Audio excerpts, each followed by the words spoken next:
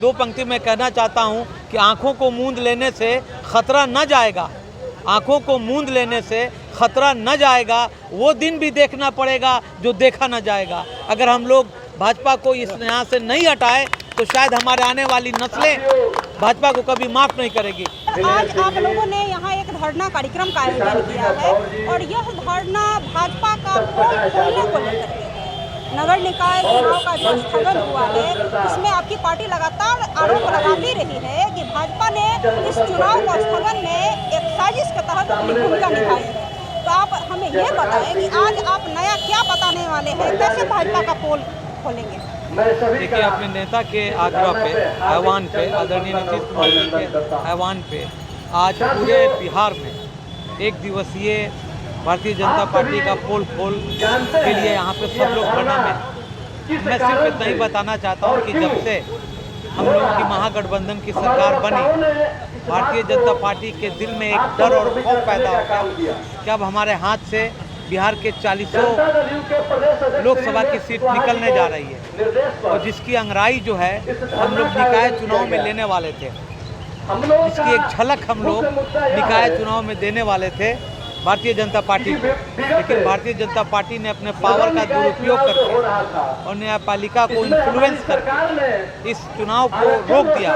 इसके दिल में डर था कि अगर हम लोग निकाय यानी ये करना चाहते हैं कि न्यायपालिका पर बीजेपी का प्रभाव रहा, बीजेपी ने अपना प्रभाव स्थापित किया न्यायपालिका पर, तब ये चुनाव स्थगित। मेरी बात सुना जाए, न्यायपालिका पे हमें भरोसा है, लेकिन क्योंकि सेंट्रल में उनकी गवर्नमेंट है, उनके राष्ट्रपति हैं, उनके प्राइम मिनिस्टर हैं, उनके गृह मंत्री हैं और सारी चीज़ें कंट्रोल होती है गृह मंत्रालय से। और मैं समझता हूं कि किसी न किसी तरह से इन्फ्लुएंस करके इसको रोका गया।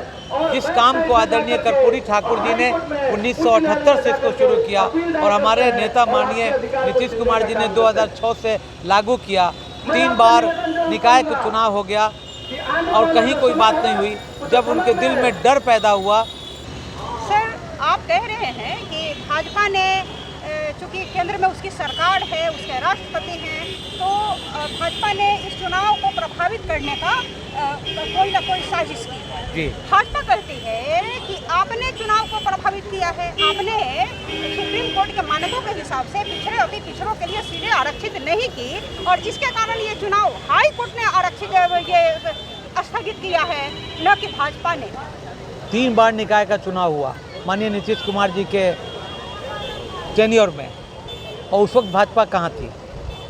अगर मेरी बात, आपकी बात मैं मान लूँ तो आप इस बात को देखिए कि जब तक के राज्य निर्वाचन ने अपना पूरा नोटिफिकेशन कर दिया, अति पिछड़ा के लोग अपने पूरी ताकत झोंक दी और उसको आपने अपने पावर के दुरुपयोग करते हुए आपने उन तमाम लोगों का भविष्कार जो है, जो भविष्य है, उसको अंधकार में डाल दिया। तो ये विरोधी हुआ कि नहीं हुआ? भाजपा जो है वो शुरू से ही आरक्षण के विरोधी है। आप उनके इतिहास को देख लीजिए, उन्होंने जहाँ भी देखा कि हम कमज़ोर हैं वहाँ पे सत्ता में रहते हुए, आपके साथ बिहार के सत्ता में रहते हुए भाजपा ने इसका कभी विरोध नहीं किया, कभी नहीं विरोध किया। लेकिन जब आज हम लोग अलग हो गए, उसकी वजह ये थी कि नीतीश कुमार जी जब उनके साथ थे तो उनके पीठ पे खंजर भोंका गया।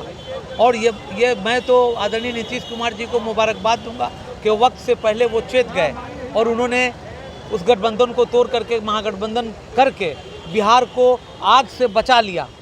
और मैं ये आपको यकीन दिलाना चाहता हूं कि आने वाले दिनों में 2024 में बिहार से उनका खाता नहीं खुलेगा। सर, भाजपा कहती है कि जदयू ने बिहार चुनाव आयोग को प्रभावित किया है और आनन फानन में नगर निकाय का चुनाव करा लिया, बिना रोस्टर बनाए ही आरक्षण के लिए, बिना कोई मानक को माने हुए उन्होंने आनन फानन में चुनाव की घोषणा कर दी। ये उन लोगों का एलिगेशन है, जबकि सरकार जो है सारे मानक को पूरा कर रहा है। इसीलिए सुप्रीम कोर्ट भी हम लोग जा रहे हैं। हाई कोर्ट ने चुनाव आयोग को फटकार भी लगाई कि वो एक स्वायत्त संस्था है, उसको सरकार के प्रभाव में काम नहीं करना चाहिए। मुझे सुप्रीम कोर्ट पे भरोसा है, न्यायपालिका पे भरोसा है। हमारी सरकार सुप्रीम कोर्ट जाएगी, जाने की तैयारी है और हमें उम्मीद है कि उन तमाम अति पिछड़े, गरीब, गुरबा, दलित, महादलित लोगों का जो आरक्षण है वो सुप्रीम कोर्ट इसको न्याय दिलाएगी और आदेश देगी कि उसी मानक पे जो है वो इलेक्शन हो। तो सर ये सारी बातें तो जदयू पहले से भी कहती रही है और भाजपा की ये सारे साजिशों को बताती रही है। आज कुछ नया है जो कि इस आज धरना मैं के सिर्फ माध्यम से आप हम लोग करना सिर्फ चाहते हैं। हमारे जनता दल यू के जितने भी जाबाज सिपाही हैं पूरे बिहार में, वो तमाम लोग आज एक दिवसीय धरना पे बैठे हैं, सिर्फ इसको भाजपा की गलत नीतियों को बताने के लिए, लोगों को जागरूक करने के लिए कि जो लोग करते हैं मसले की तिजारत, जो लोग करते हैं मसले की तिजारत, कब वो चाहेंगे कोई मसला हल हो जाए।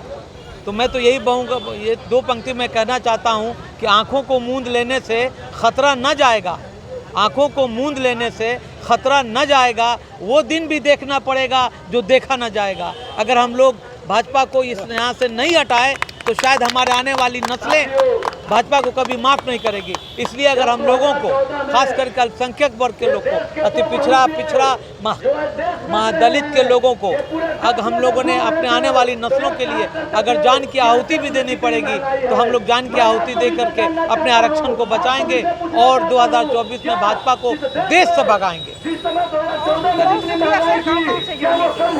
ये थे बिहार विधान परिषद के पूर्व उपसभापति शमीम परवीन जी, जिन्होंने बताया कि आज का धरना क्यों आयोजित किया गया है और इन्होंने भाजपा पर तमाम आरोप लगाए, जिसके तहत उन्होंने ये साबित करने की कोशिश की कि भाजपा ने साजिश के तहत बिहार में होने वाले नगर निकाय चुनाव स्थगित करने में अपनी भूमिका निभाई है।